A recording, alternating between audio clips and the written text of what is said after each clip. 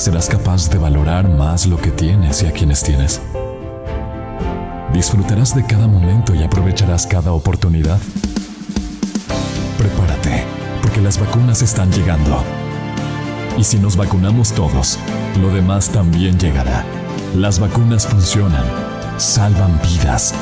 Cuando llegue tu turno, ponte la vacuna. Y en todas partes. Ponte Exa FM. El siguiente programa es de opinión, apto para todo público. La revista de opinión Democracia es presentada por Banco del Pacífico. Con tu tarjeta de crédito Pacificard, realiza avances de efectivo desde tu cajero automático más cercano o solicítalo vía web desde Banca Virtual Intermático. Pacificard, historias que vivir. Banco del Pacífico.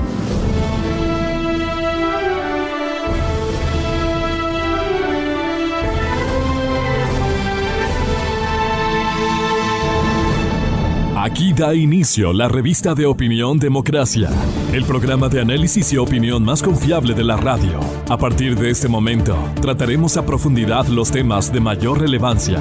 La revista de opinión Democracia se transmite en vivo por Exa FM, 92.5 para Quito y 89.7 para Riobamba, por Democracia 920 AM y por Democracia TV para todo el mundo. La revista de opinión Democracia agradece el auspicio de Clínica Santa Lucía. Su visión es nuestra misión.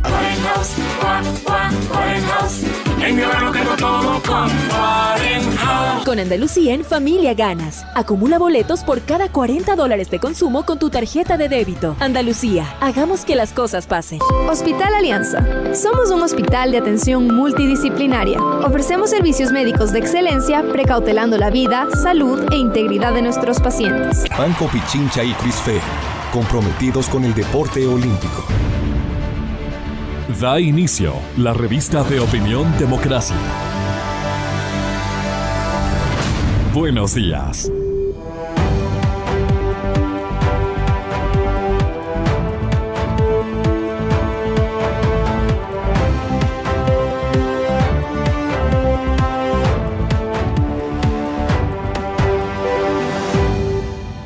Buenos días, amigas, amigos. Estamos iniciando la revista Democracia, la revista de opinión Democracia, jueves 5 de agosto del 2021.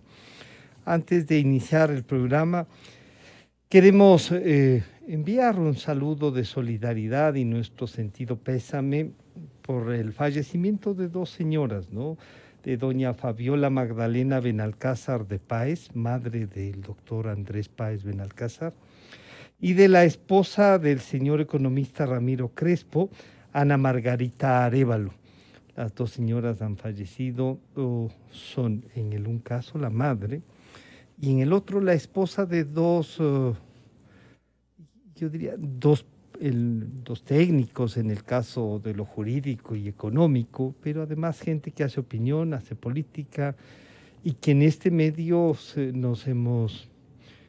siempre han estado abiertos a colaborar y a entregar su pensamiento en la opinión pública. Nuestro abrazo y saludo solidario al señor doctor Andrés Páez y al señor economista Ramiro Crespo por el fallecimiento de doña Ana Margarita Arévalo y Fabiola Magdalena Benalcázar. Esta es la parte, yo diría, dolorosa que hay que hacerles llegar. La segunda que realmente tiene indignado a gran parte de Quito. Se sigue insistiendo, y digo gran parte para decir a toda la capital, porque toda la ciudad es la que está golpeada por esto, ¿no? Se sigue insistiendo en que hay una disputa, no hay una disputa en la alcaldía. Hay un señor que manejando la justicia se ha tomado el municipio de Quito. Y lo que se debe hacer es que, en el caso del contencioso electoral, haga cumplir su resolución. Porque si no hace cumplir, no sirve para nada el contencioso electoral. Y no hay que olvidar que esta resolución que tomaron, la tomaron por unanimidad. Destituyan, pero además se les pide una cosa. Si no defendemos la institucionalidad, no vamos a volver a recuperar el país.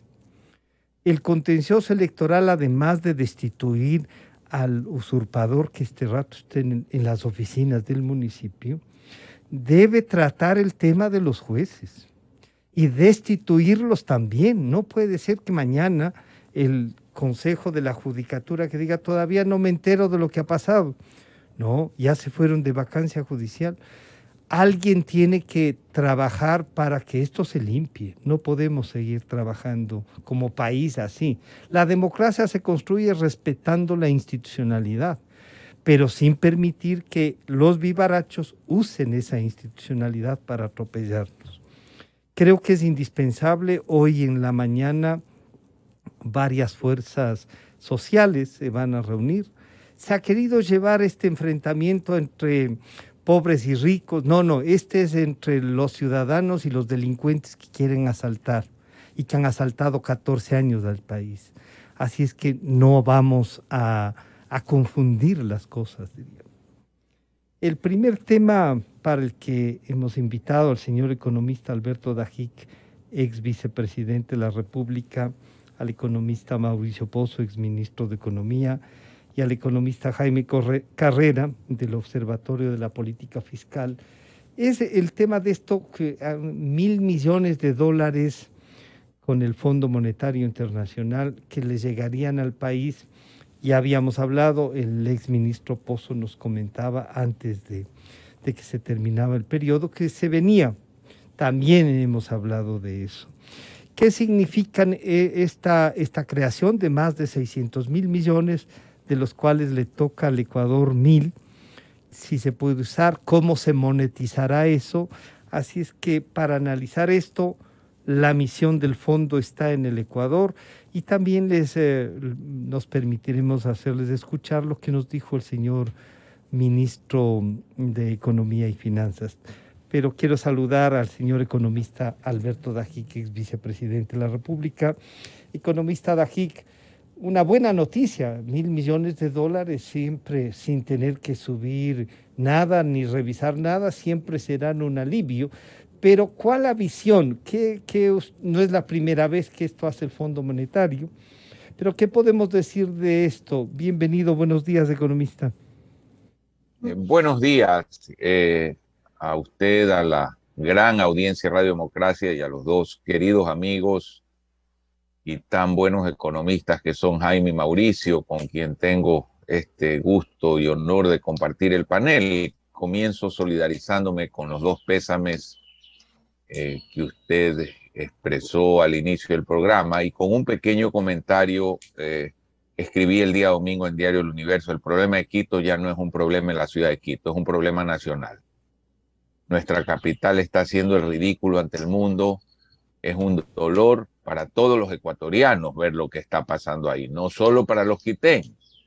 Y ojalá que las fuerzas vivas de Quito recuperen la ciudad y digan la realidad de un municipio que ha sido abusado, que tiene más de 22.000 empleados, que está quebrado financieramente y que tiene que hacer la tarea de recuperarse. Y que no vuelva a suceder que con 25, 50.000 candidatos cualquiera puede ganar con una pequeña proporción.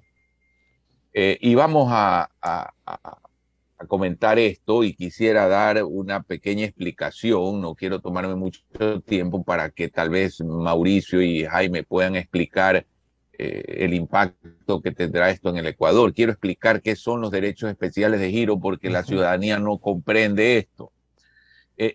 En el mundo, ¿quién norma la contabilidad fiscal y quién norma la contabilidad de la reserva monetaria? Es el Fondo Monetario Internacional. Ahí los países se ponen de acuerdo en cómo se contabiliza.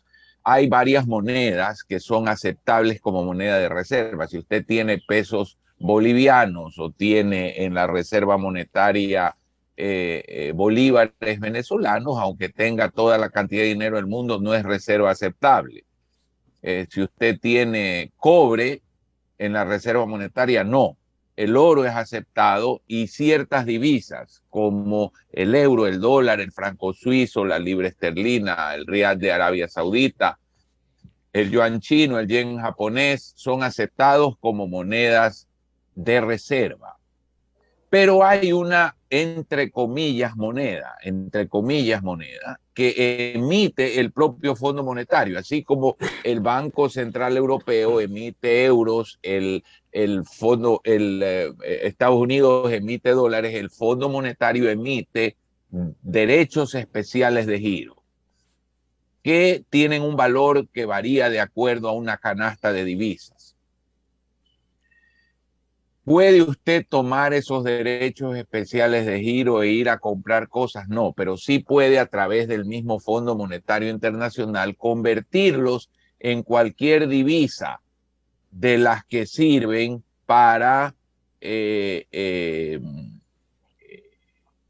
hacer transacciones internacionales. ¿Y el Fondo Monetario tiene la capacidad de emitirlos? Sí, tiene la capacidad de emitirlos porque el Fondo Monetario entiende la liquidez internacional y la situación del mundo. Y en esta ocasión, dada la pandemia, el Fondo Monetario Internacional decide que va a hacer una emisión que la va a entregar a los países, lo cual muchos países lo dejarán depositados en el propio Fondo Monetario, los tienen ahí, y otros como el Ecuador van a utilizarlos dada su situación. Estados Unidos no necesita utilizar su gran cuota que recibirá o países europeos. Y ahí viene una consulta antes de pasar a saludar nuevamente al economista Mauricio Pozo y al economista Jaime Carrera. Economista, cuando se dice al Ecuador le toca 1.000, depende de qué es lo que nos toca, porque se de dice cuota, que varias economías del mundo y que el fondo en eso como consolida a las más grandes, y ese reparto no es equitativo. Ya comienzan a hablar de que, usted decía, los bancos centrales están favoreciendo a algunos. Esa es la otra tesis también, economista. Bueno, se reparte de acuerdo a la cuota. Ya. Nosotros somos un país miembro del Fondo Monetario y esa membresía está asociada a una cuota. ¿Cuánto el Ecuador ha puesto entre comillas, de capital, digamos, ¿no? Porque no es técnicamente capital. El Fondo Monetario no es un banco, el Banco Mundial sí es un banco. El Fondo Monetario es un fondo y tiene una constitución en base a aportes de los países que se llaman cuotas. De acuerdo a la cuota, le toca igual. Cuando el Ecuador hace un préstamo, y Mauricio le ha tocado 2 veces estar sentado ahí, y ojalá don Jaime algún día se siente ahí también por su prolija manejo de las cifras públicas, sino que no le gusta meterse en el servicio público al querido amigo Jaime. Lo que el Ecuador puede obtener de un préstamo del Fondo Monetario está en relación a su cuota. O sea, si Inglaterra pide un préstamo,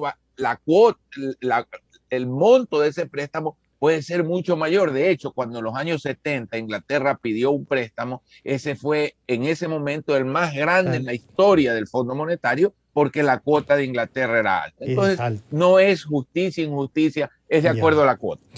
Quiero saludar nuevamente al economista Mauricio Pozo. Mauricio, bienvenido, buenos días. Bueno, de la experiencia de ustedes, es verdad que me permito decir que Jaime se suele correr y algunos le corren porque si le nombran ministro, esto saltaría porque tiene tan claro el tema que sí. Pero Mauricio, lidiar políticamente podría ayudar estos $1.000 millones. El ministro Pozo, digamos, ya visualizaba lo que puede venir. ¿Qué hacer? ¿A qué nos compromete? Ya nos ha dado una explicación de cómo funcionan estos $1.000 millones de derechos especiales de giro el economista Dají. ¿Qué puede ayudarle al Ecuador si este no es un préstamo no reembolsable? Es simplemente algo que nos toca y le tocó al gobierno de Correa, me parece que $380.000 también, $380 millones en su momento. Bienvenido, Mauricio, buenos días.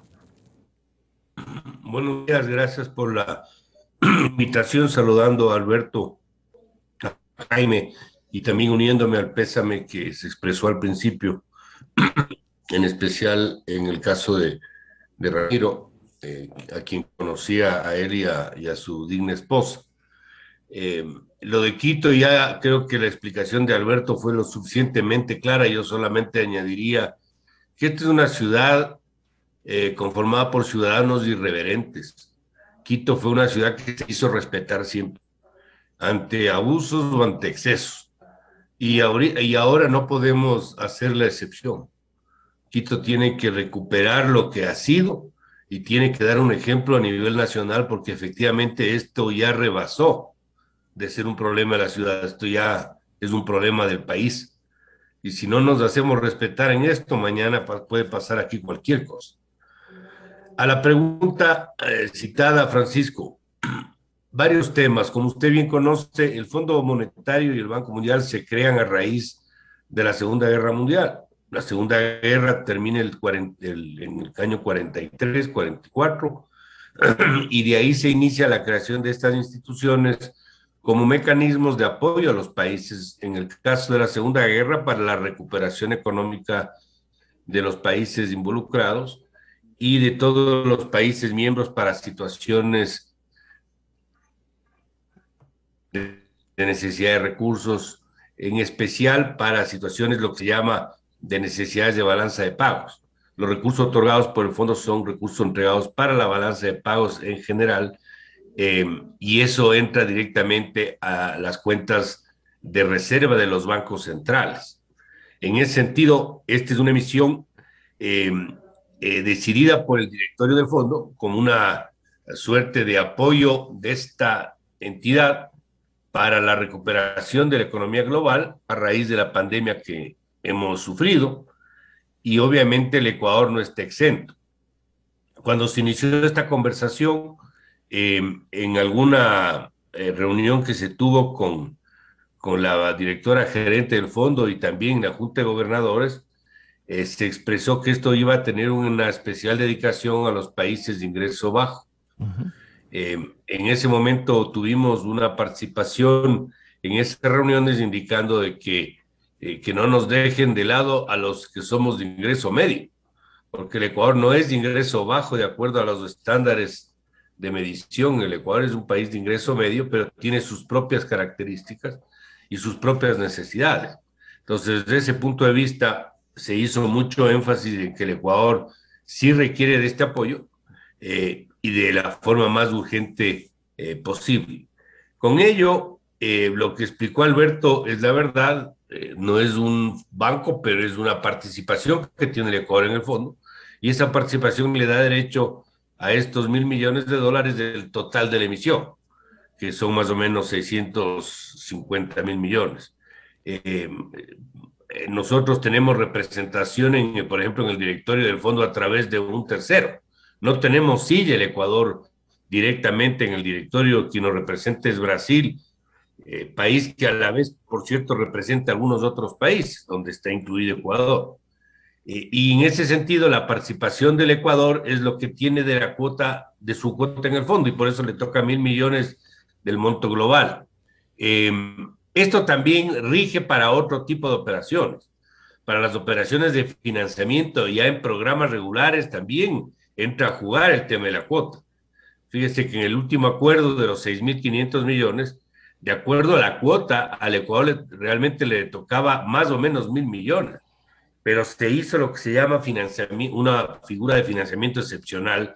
Por eso le llegaron a dar una cantidad mucho mayor de la que normalmente le correspondía, y por eso es que el acuerdo fue por 6.500. Entonces, dicho esto, yo diría en primer lugar, el caso del Ecuador tiene sus particularidades, en el sentido de que si usted ve un país con moneda, estos recursos ingresan al Banco Central para financiamiento de la balanza de pagos y entran a las reservas. En el caso del Ecuador, por ser un país sin moneda, las reservas no son más que los recursos depositados por las distintas entidades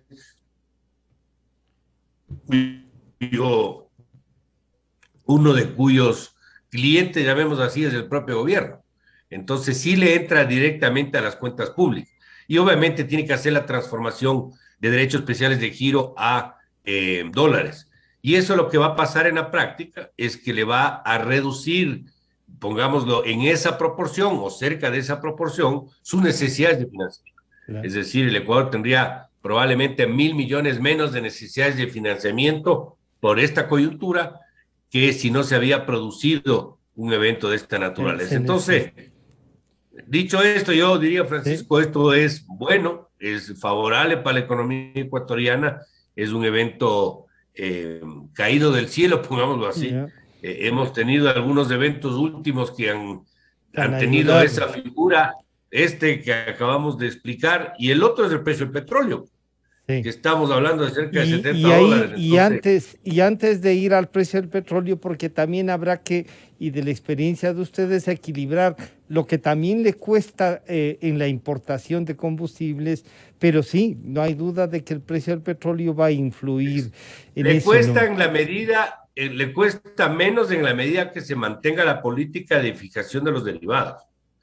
Porque ahí, obviamente, como usted conoce, hay una banda de fluctuación que se ha mantenido, que es una de las papas calientes que tiene que manejar este gobierno. Y que ya tiene. Que tuvimos que manejarlo nosotros también en su momento, pero que tiene que continuar. Y obviamente atenuado por la presión política, con algún subsidio focalizado al sector que crea que requiere y que el gobierno considera que tiene que recibir. El caso de los transportistas o la pesca más artesanal. Más que los transportistas, los ciudadanos que usan el transporte, a los que ya se les ha subido el transporte. El estudio de cómo le puede uno compensar a través de algún subsidio directo y focalizado es importante, ¿no? Y pero eso que no se interprete como que el mecanismo de alejarse de la situación del mercado internacional tiene que eliminarse, porque eso no tiene racionalidad. Es imposible mantener un país donde usted pone un precio que no controla.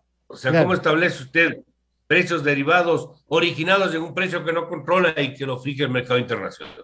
Y ahí viene una cosa que va a ser difícil, que es el acuerdo político, y que normalmente al saludar al economista Jaime Carrera, gracias por acompañarnos, normalmente Jaime dice, no hemos sido capaces ni como sociedad, y peor aún la estructura política y económica, las élites en definitiva, de ponernos en un acuerdo racional de lo que ha de hacerse con la economía.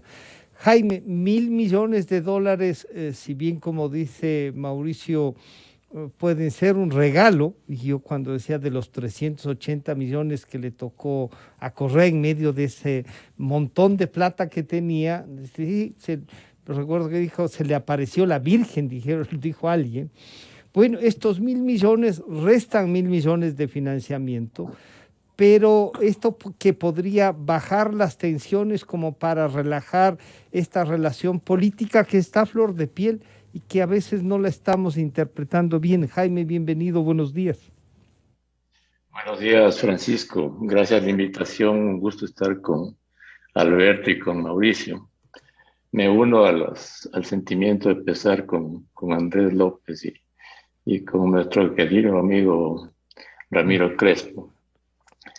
Lo que hace el fondo este rato de regar en la economía mundial 650.000 millones de dólares, lo que debería invitar a la reflexión del Ecuador es que se entienda la magnitud de la crisis mundial y la magnitud de los destrozos de la pandemia en el mundo entero y en el Ecuador, porque parecería que en el Ecuador todavía no se entiende que la pandemia produjo una devastación inimaginable en la economía y en el fisco.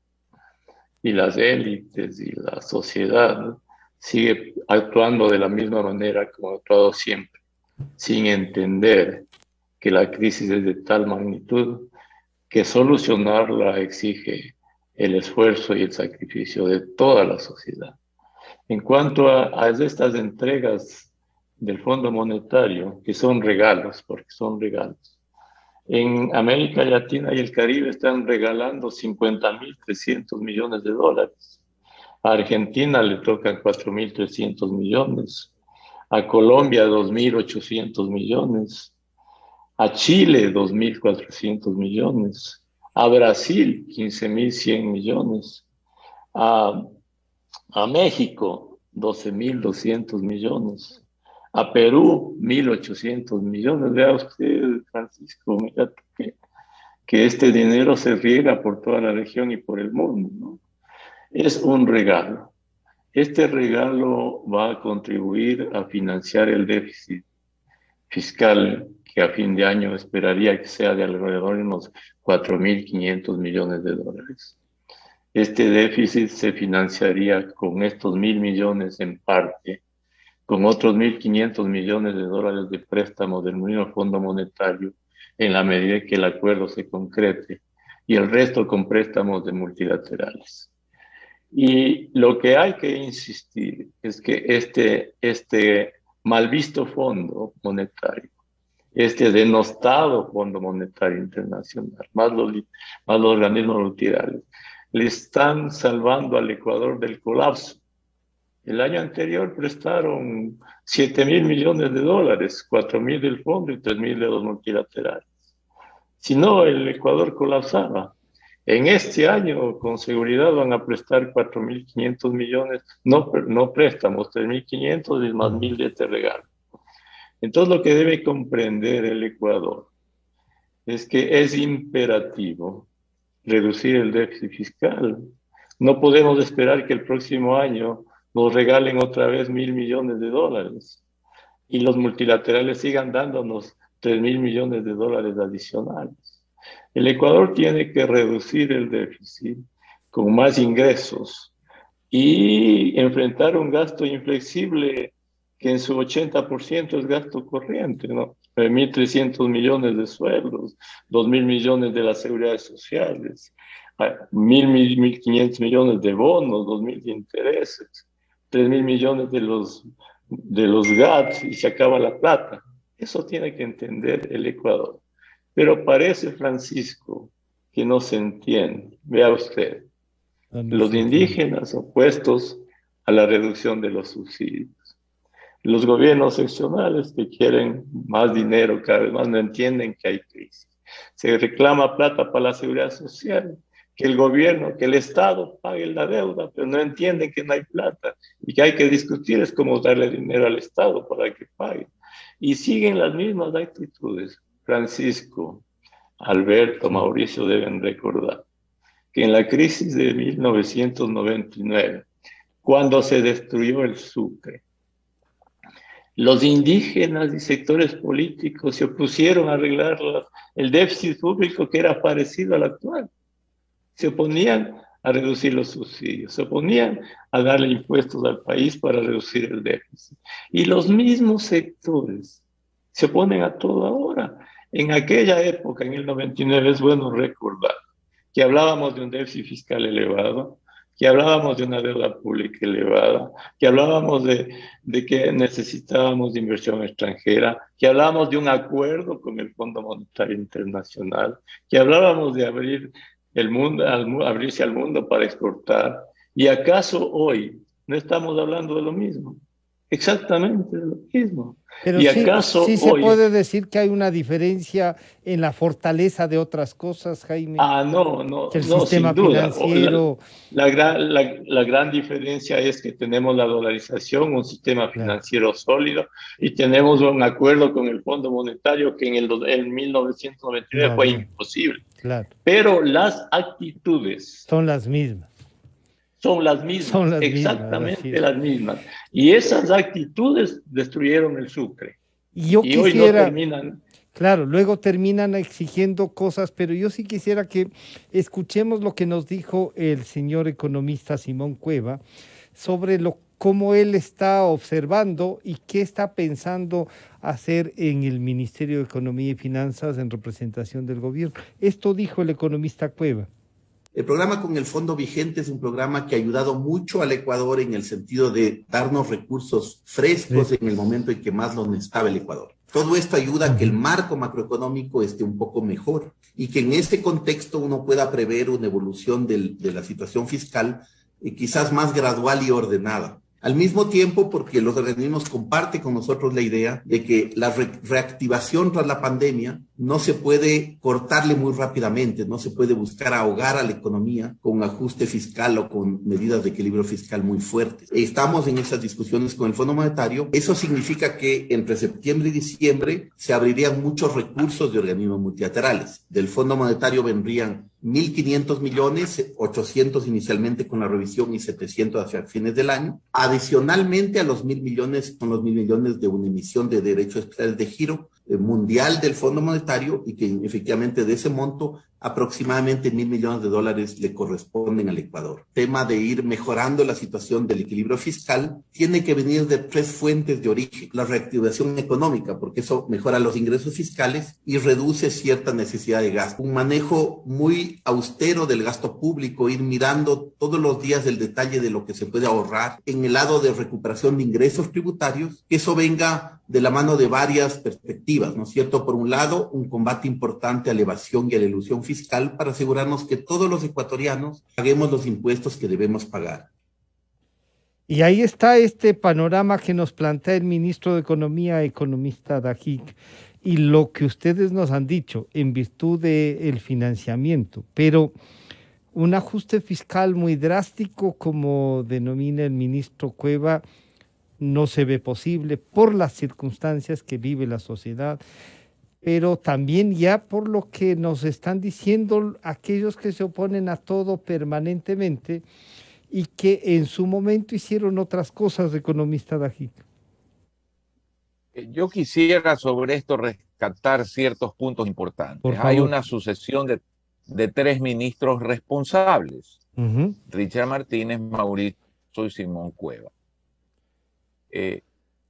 Mauricio renegocia con el fondo y flexibiliza el programa original. Y ahora Simón está también tratando de que no se exijan ciertas cosas que por la gravedad de lo que la pandemia ha significado no permiten ese ajuste fiscal tan grande y políticamente inviable. Entonces, ese es el primer punto que quisiera rescatar, la importancia de que la política económica sea manejada profesionalmente, seriamente, no con una agenda electoral o con una agenda populista, cosa que los 3 últimos ministros han logrado hacer, manejarlo con seriedad, cosa que nos consta a Jaime, a mí y a quienes no estamos analizando la economía desde una perspectiva populista o irreal. La segunda cosa, algo que dijo Jaime, el Fondo Monetario tan atacado es que nos ha salvado de hundirnos. ¿Cuánto le dio la China en el año de la pandemia a la América Latina? 0, 0. Y para quienes están viendo que vean esta bolita, 0. No le dio 1 centavo a la América Latina en el año de la crisis.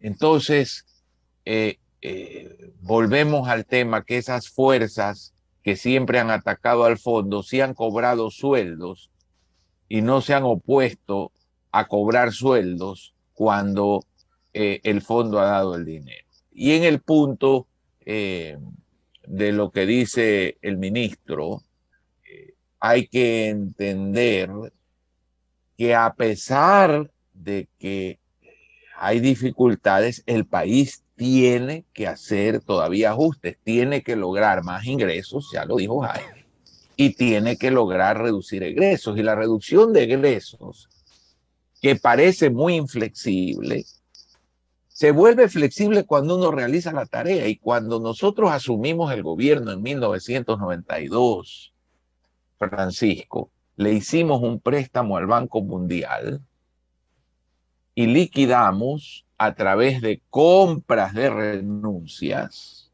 a 25.000 personas, que en ese momento era como sacar a 60, 70.000 personas que eran innecesarias en ese momento, a hacerlo hoy.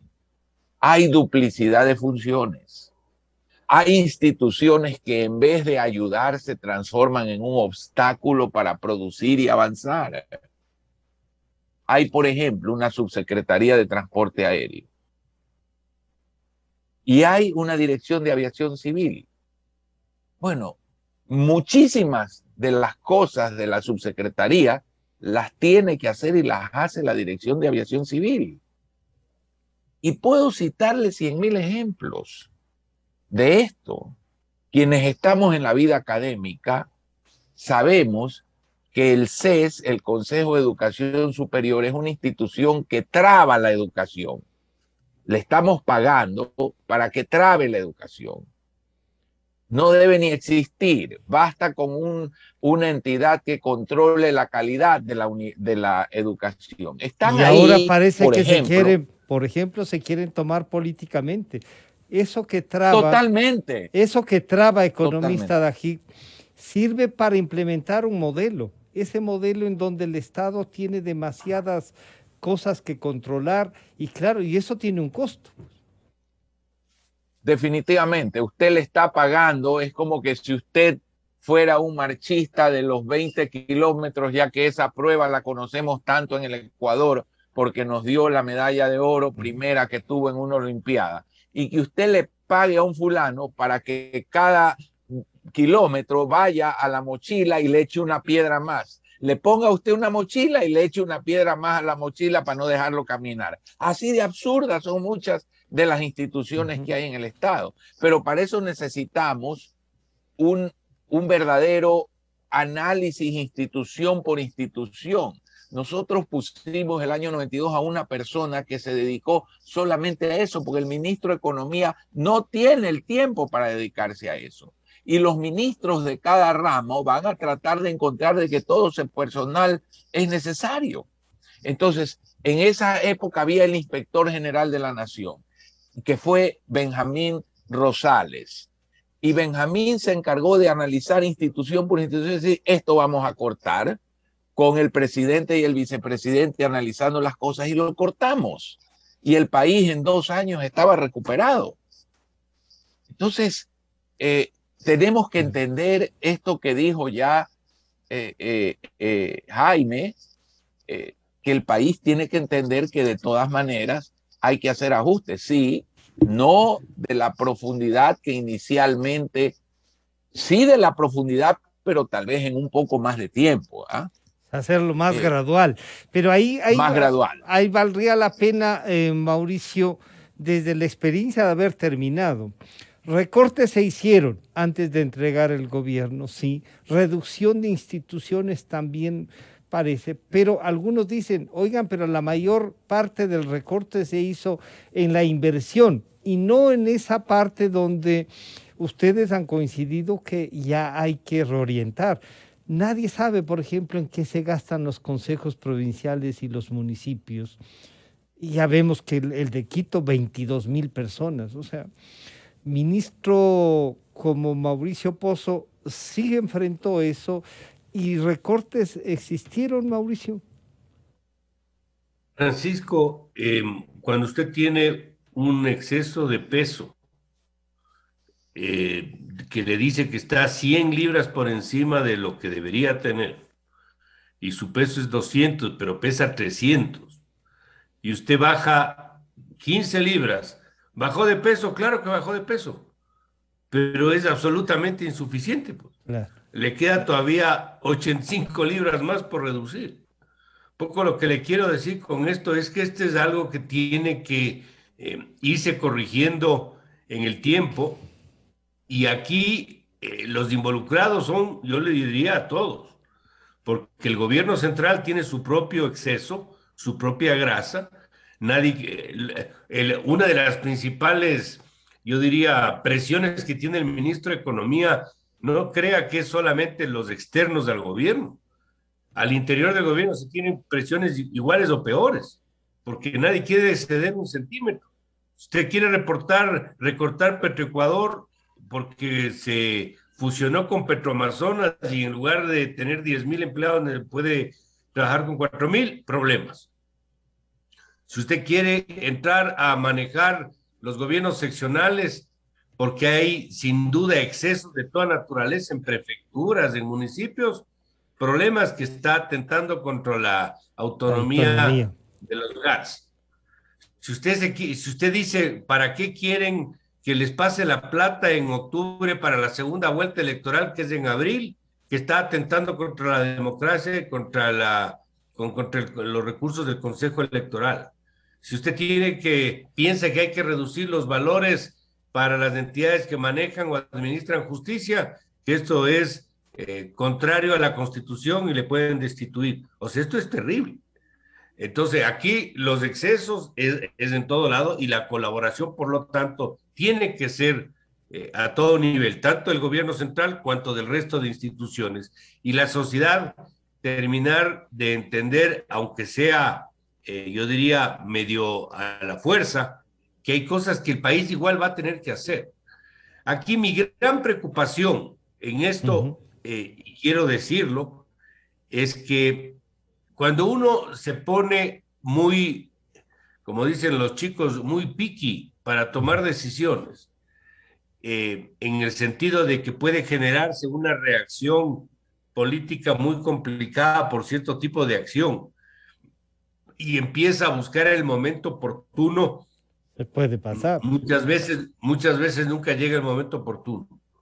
Y se le va el momento, se le va la coyuntura y se le va la función y no pudo hacer lo que tenía que hacer. Y puede, lamentablemente, caer en un exceso de gradualismo que después no le permite administrarse y alcanzar las metas previstas. Pero ahí tiene usted frente... Fíjese lo que le pasó a Macri en Argentina. Por tratar de no golpear, se le fue de las manos el país y no lo pudo cerrar. Yo no digo con esto que se haga lo bruto y todo es de una sola. Yo lo que estoy diciendo es que el manejo del timing, o sea, de cuándo se adoptan las decisiones y en qué forma y hasta dónde es súper importante. Porque si yo no balanceo bien ese proceso, o no avanzo o me genera un problema de ingobernabilidad. Pero ahí viene una cosa, economista Pozo, y la respuesta a si hay o no tolerancia, si hay o no visión de lo que puede pasar, de las necesidades, las tiene. Y usted nos recordaba el decreto de las bandas para ver si nos favorece o no la subida de los combustibles. Esto dice nada menos que el presidente de la CONAIE, el señor Leonidas Issa, el del tractorcito. La derogatoria del decreto ejecutivo 1183 que faculta al ARC para la fijación de los precios de los combustibles, el decreto ejecutivo 1054 que establece el sistema de bandas de los precios. Porque lo único que ha hecho con el incremento al precio de los combustibles es garantizar un proceso de especulación en el mercado. Y a partir de esa especulación en el mercado, lógicamente, los diferentes grupos económicos que producen productos industrializados han generado tasa de ganancia. Con eso, de manera directa o indirecta, la crisis la están trasladando a los sectores que no tenemos empleo, a los sectores empobrecidos. Exigimos de manera inmediata la reestructuración de las deudas en el sistema financiero nacional, sea privado, público o sistemas de cooperativas de ahorro y crédito. El sistema financiero de este país ganó 233 millones de dólares en utilidades netas. ¿Cómo es posible que hay campesinos, agricultores, compañeros que tenían un empleo que fueron despedidos? No podemos pagar una deuda, pero sin embargo los bancos, las cooperativas, el sistema financiero ha tenido réditos económicos. Nosotros saludamos todas las formas de lucha, en las calles, la propuesta en la asamblea, la propuesta al ejecutivo. En muchas veces los mecanismos de lucha han tenido que conjugar para hacer escuchar a los gobiernos de turno. El presidente de la República debe tomar una decisión antes del 11 de agosto, porque será la otra fecha donde incrementará el precio de los combustibles. Porque creemos que mientras más acumula, más satura la crisis, no se da tranquilidad, lógicamente la reacción social va a ser mucho más fuerte en este sentido. Y claro, economista Carrera, si es que dice la reacción social puede ser mucho más fuerte, todo el mundo piensa en octubre, y en octubre, además de esta reacción social que puede ser legítima, y hay un cálculo político, va a haber mucha leña para que esta hoguera se encienda y no hay todavía los 100 días. El economista Pozo y el economista Dajig nos han dicho, se puede, hay que avanzar, pero además el economista Pozo dice, demasiado gradualismo nos puede llevar a lo de Macri. ¿Cómo respondemos? Y ahí sí ustedes tienen una visión, digamos, porque también hay que tomar en cuenta estas otras actuaciones políticas, economista Carrera? El Ecuador no puede continuar secuestrado por la irracionalidad. Si continuamos en esa dirección, los resultados no van a ser diferentes que los que hemos tenido en el pasado. Entonces, más allá de los números que podamos decir, lo que requerimos en el Ecuador es un cambio en la cultura económica y fiscal. Los señores indígenas, los trabajadores, ciertas élites políticas. El magisterio. El magisterio. Está en huelga de hambre. Está en huelga de hambre. Deben entender que la sanidad de las cuentas públicas y de la economía es la única forma de combatir la pobreza, de generar trabajo, de generar prosperidad. Los huelgas de hambre, los paros, las amenazas, no generan dólares en la economía. Más bien los ahuyentan la inversión, por tanto ahuyentan el empleo y la prosperidad. Vea usted los señores maestros. Los señores maestros tienen derecho a un buen sueldo, así como lo tienen los 5 millones de desempleados y subempleados.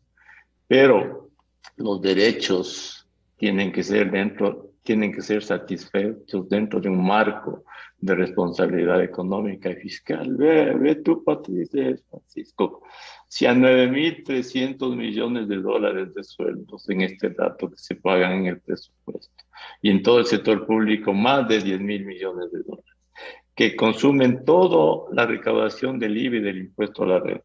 Le agregamos 2.500 millones de dólares de esta ley, que significaría duplicar los sueldos de los maestros.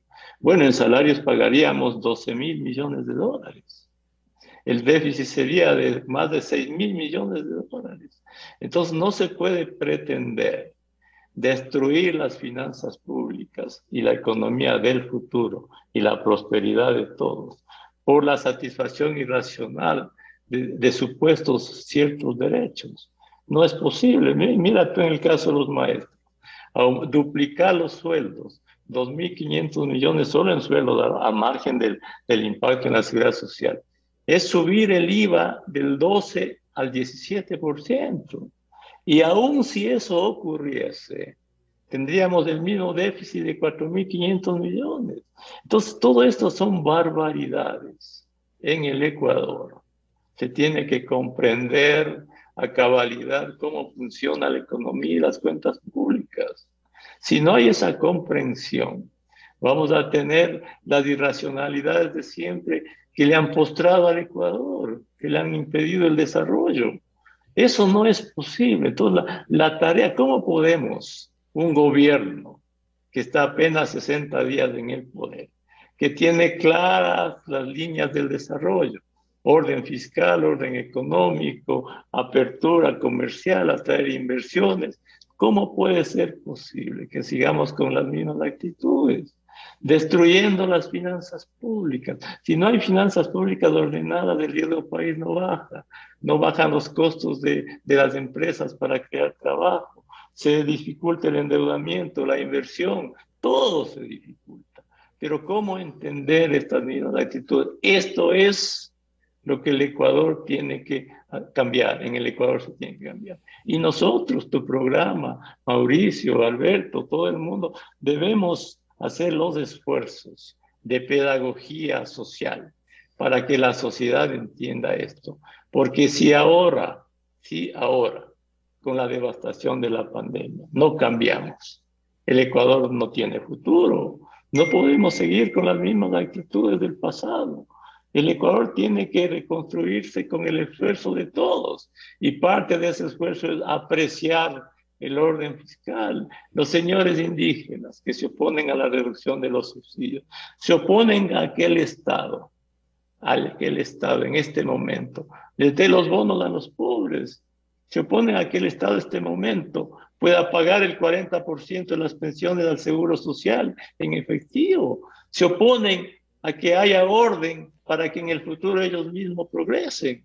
Entonces, esto es lo que hay que decir con mayúsculas al país. Y esto es lo que hay que debatir y precisamente por eso se convoca. suena duro economista Dajic, y claro, para los gobernantes más, porque parece que fuese gente que llega y si quiere poner orden, malas personas que lo que quieren es causar el daño a los más pobres. Pero sin duda, economista Dajic, los más pobres de este momento están casi en nivel de desesperación.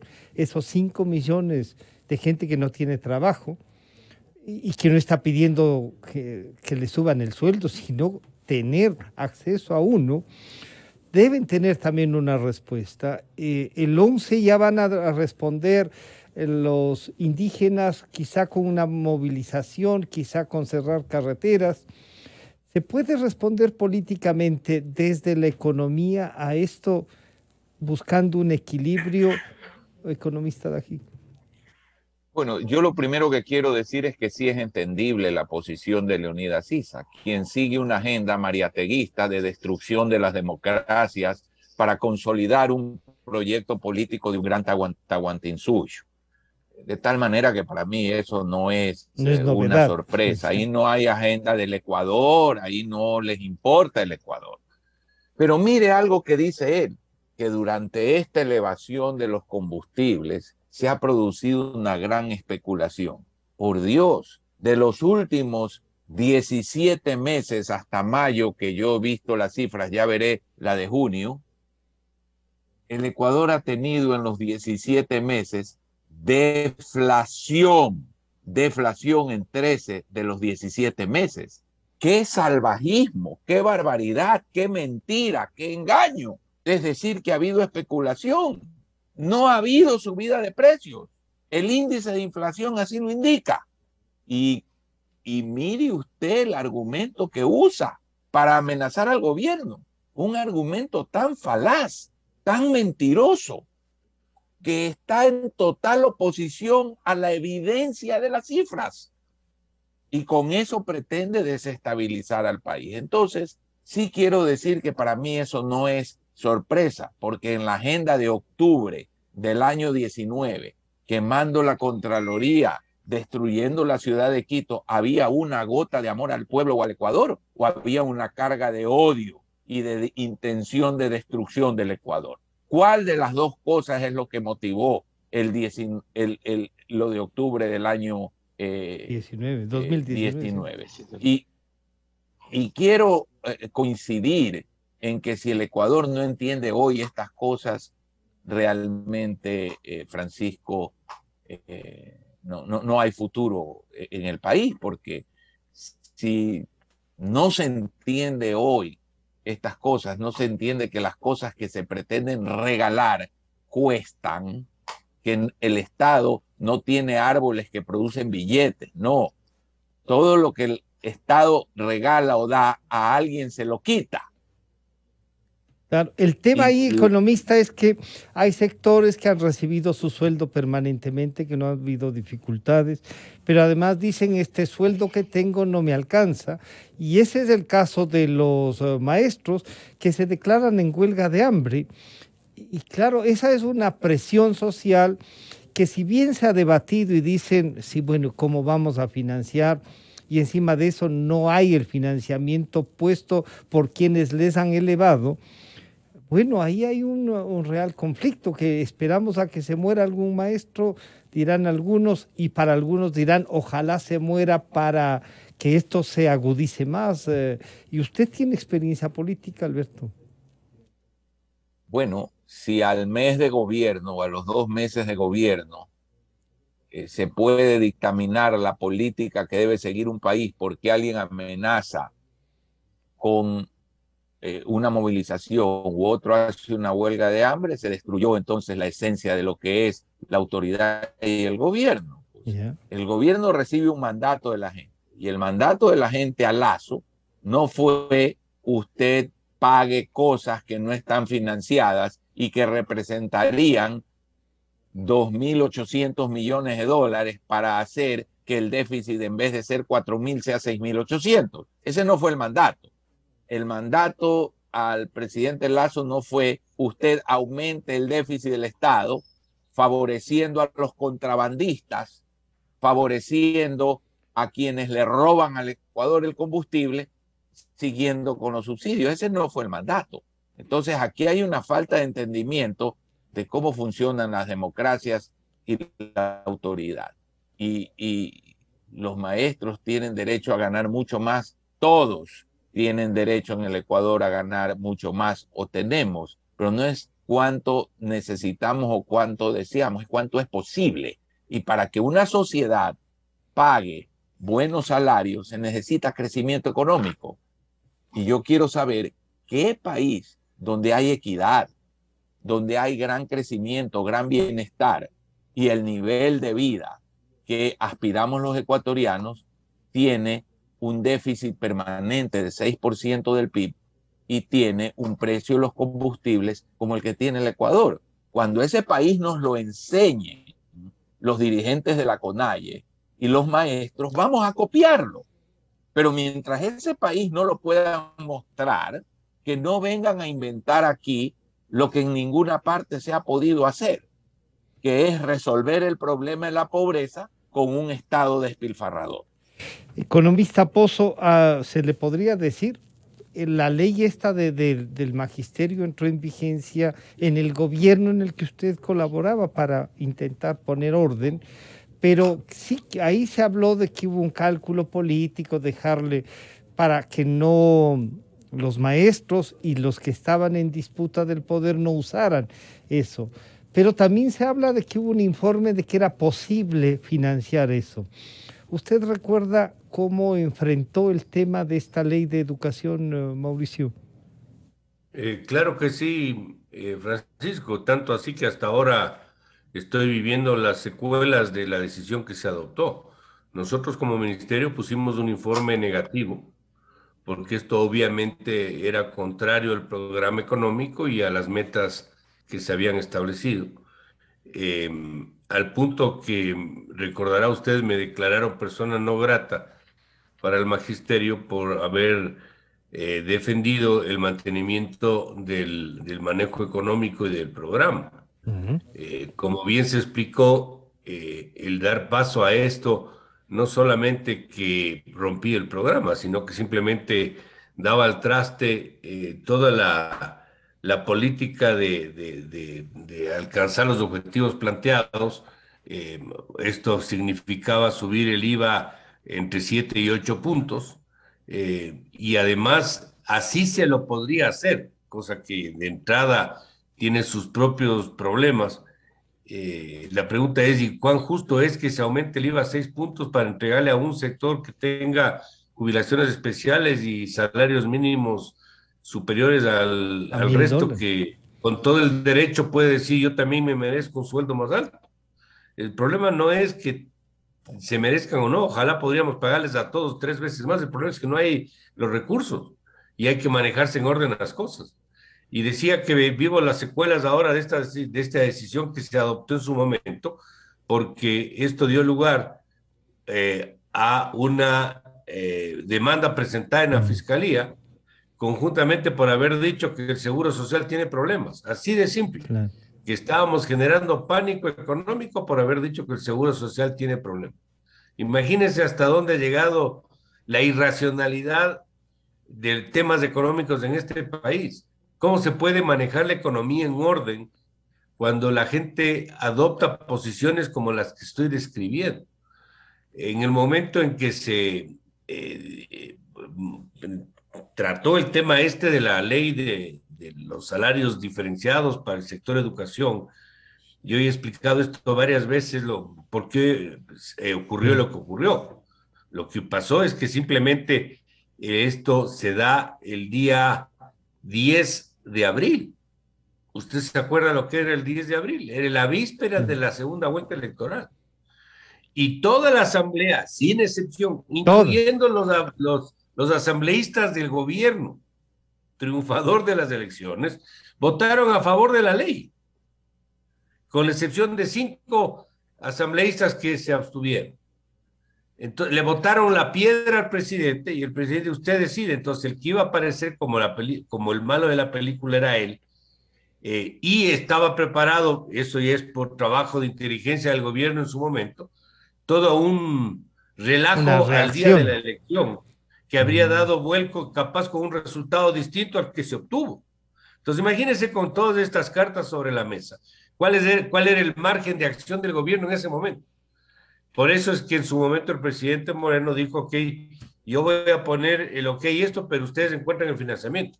De alguna manera atado, porque obviamente era inconstitucional, ilegal por a todas luces, proponer un aumento de gastos sin el financiamiento adecuado, o sin el financiamiento simplemente. Entonces eso es lo que ocurrió, pero sí creo que vale la pena resaltar lo que es la irracionalidad del manejo de estos temas por parte de los sectores políticamente interesados en desestabilizar. ¿Cuántos años tenemos con derivados de combustibles subsidiados en el Ecuador? ¿50 años? ¿Cuánto ha representado pues eso para la economía ecuatoriana? ¿Cuánto hemos gastado en subsidiar a los ricos? Para ponerlo en sencillo. Se dice 45.000, 60.000 millones de dólares. Bueno, no, 80.000 millones de dólares a precios de hoy. Probablemente. ¿Y cuál ha sido el resultado de eso? Oye, no puede haber tan irracional decisión de pretender tapar el sol con un dedo y subsidiar a un sector que no requiere subsidio. Y al mismo tiempo decirle, oiga, pague el 40% de las pensiones. Oiga, cuidado el bono de desarrollo humano. No se olvide de transferir plata a los gobiernos seccionales. Verá que los hospitales no tienen insumos médicos. La plata...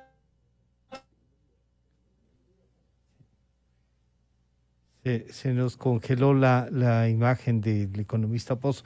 Economista Carrera, estamos terminando, pero bien vale la pena entonces hacer un compendio de lo que se ha dicho. Ya vemos lo que ha pasado y cómo pesa lo político también en la decisión económica, ¿no? Pero esta pedagogía de la que ustedes han hablado, que hay que hacer pedagogía económica y de la realidad nacional, pasa también por entender este hecho de que, como dice el economista de aquí hay una visión política que nos la quieren implementar en el Ecuador. Y esa es la lucha en definitiva, Jaime. Bueno, Francisco, mi invitación es, en primer término, a valorar el triunfo de Guillermo Lasso y a valorar su presidencia y la visión de la economía que tiene. Vencimos al populismo, vencimos con Lasso y toda la sociedad. Eso es algo invalorable para el país. En la región, en este momento, el Ecuador es una isla de paz, es una isla de libertad, con una visión clara del manejo de la economía y del fisco y de las relaciones mundiales, que son las vías del progreso. Tenemos que valorar eso.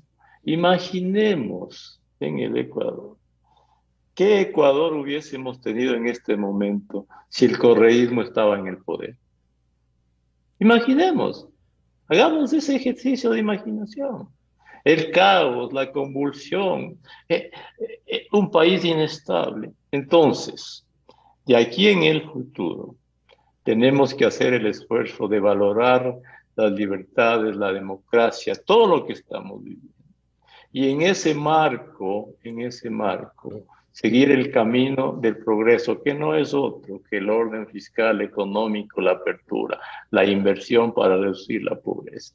Ese es el camino. Y no podemos, cada ecuatoriano, permitir que las irracionalidades atenten contra las libertades, contra la democracia, contra el orden económico, contra el orden fiscal. No podemos permitir, porque al fin de cuentas son facciones, como dijo Alberto, facciones de la sociedad con dogmatismos absolutamente dañinos para el país.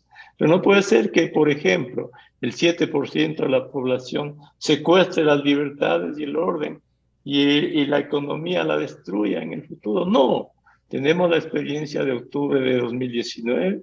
No podemos en el Ecuador ser pasivos a eso.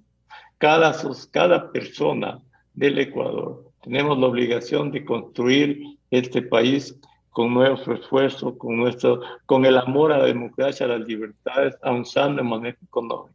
Nadie, Francisco, Nadie progresa sin orden. ¿Acaso nosotros en lo personal no progresamos sino con orden en nuestras cuentas, con nuestro trabajo, con nuestro esfuerzo? ¿Acaso Richard Carapaz, acaso Nancy Gómez o Tamara Salazar no obtienen una medalla con constancia, con dedicación, con disciplina y siendo pobres? Claro. Bueno, ese es el Ecuador que tenemos que forjar. Un país que forje una medalla de oro en economía, en reducción de la pobreza, en orden fiscal, con nuestro esfuerzo, con nuestra disciplina, con nuestra dedicación, no con la irracionalidad de grupos y de políticos y de élites que siempre quieren destruir el Ecuador. Y no, este es no podemos permitir. Sí, y este es un gran reto y como ustedes han dicho, de pedagogía también. Alguien se la tiene que jugar para explicar, alguien se la tiene que jugar para ponernos frente al espejo de la realidad y esa es sin duda en la opinión pública y el trabajo que se puede hacer, porque los otros sí tienen un modelo de publicitar eslogans que a veces suenan más cercanos a la realidad y que parece solucionan, ¿no? Economista Dajig, economista Pozo, economista Carrera, muchas gracias por ese compromiso. Estaremos en contacto. Se quedaron en la agenda varios temas todavía, así es que los vamos a molestar y contamos con ese aporte permanente, los medios de comunicación, no solo sino en general los medios. Muchas gracias, un buen día, economista Dajig, economista Pozo, economista Carrera. Un gusto saludarlos. Gracias a todos. Gracias. Han estado con nosotros el ex vicepresidente de la República, Alberto Dajig, el ex ministro de Economía, Mauricio Pozo, y el ex subsecretario también de Economía y director del Observatorio de Política Fiscal, economista Jaime Carrera. Ya volvemos. Aportamos contexto a las noticias. Analizamos a fondo la realidad. Usted ve y escucha. La revista de Opinión Democracia. Periodismo de verdad. Este es el microinformativo del momento. La propuesta de construir la estación de